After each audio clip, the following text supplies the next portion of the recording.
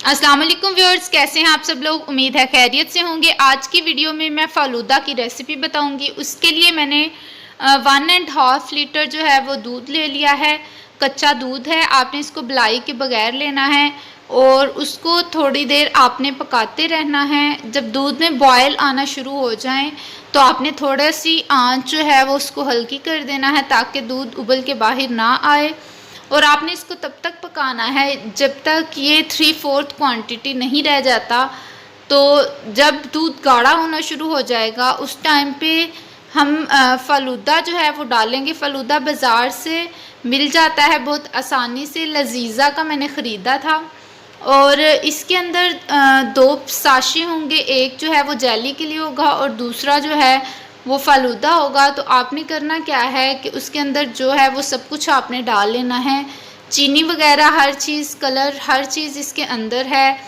तो आपको किसी भी चीज़ की सेवइयों वगैरह की भी ज़रूरत नहीं होगी। अब इसको आपने 10 से 15 मिनट तक पकाते रहना है। दूध क्योंकि हमने पहले भी पकाया हुआ है तो दूध थोड़ा गाढ़ा हुआ हुआ है। आपने इसको तब तक पकाना है जब तक सेवइयाँ इसके अंदर गल नहीं जाती। और इसके अलावा इसमें तुख मलंगा है और उसको भी हमने जब तक वो पक नहीं जाता, फूल नहीं जाता, तब तक हम इसको पकाते रहेंगे। तो यहाँ पे देखें बॉयल आना शुरू हो गए हैं और मैंने इसको रख दिया है। ये साथ आप कोई भी और काम करना शुरू कर देते हैं। अब मैं यहाँ पे चेक कर रही थी कि जो इसमें सेवइयाँ हैं वो गल गई हैं। आप देखें अब ये गाढ़ा भी होना शुरू हो गया है, तकरीबन पक गया है। सारी चीज़ें जो भी इसमें डाली थी वो सारी गल चुकी हैं। और अब हम इसको बंद कर देंगे। चूल्हे को बंद करने के बाद हम इसको थोड़ी देर के लिए ठंडा होने के लिए रख देंगे। जब ये ठंडा हो जाएगा तो हम किसी भी सर्विंग डिश में या जिसमें आप डालना चाहते हैं आप उसमें डाल लें। अब यहाँ पे बॉयल तकरीबन हो गया था।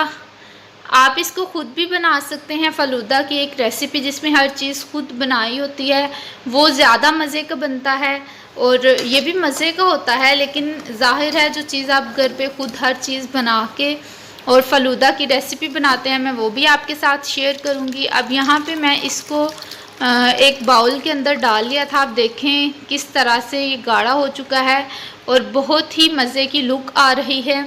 और इसके अंदर जो जेली का साशे था उससे मैंने जेली बना ली है। और आप जो है ये जेली के लिए मैं रेसिपी शेयर करूँगी बहुत जल्द और आप वो भी देख सकते हैं कि जेली किस तरह से बनती है। मैंने इसको पीसेस में काट लिया था और उसके बाद मैंने एक ग्लास में फ़ालूदा डाला और उसके अंदर जेली लगा दी। आप इसमें आइसक्रीम भी डाल सकते हैं। ये मेरा आइसक्रीम के बगैर वाला फ़ालूदा था। रेसिपी पसंद आई है तो लाइक करिएगा, कमेंट करके बताइएगा कि कैसी लगी रेसिपी। दुआओं में याद रखिएगा।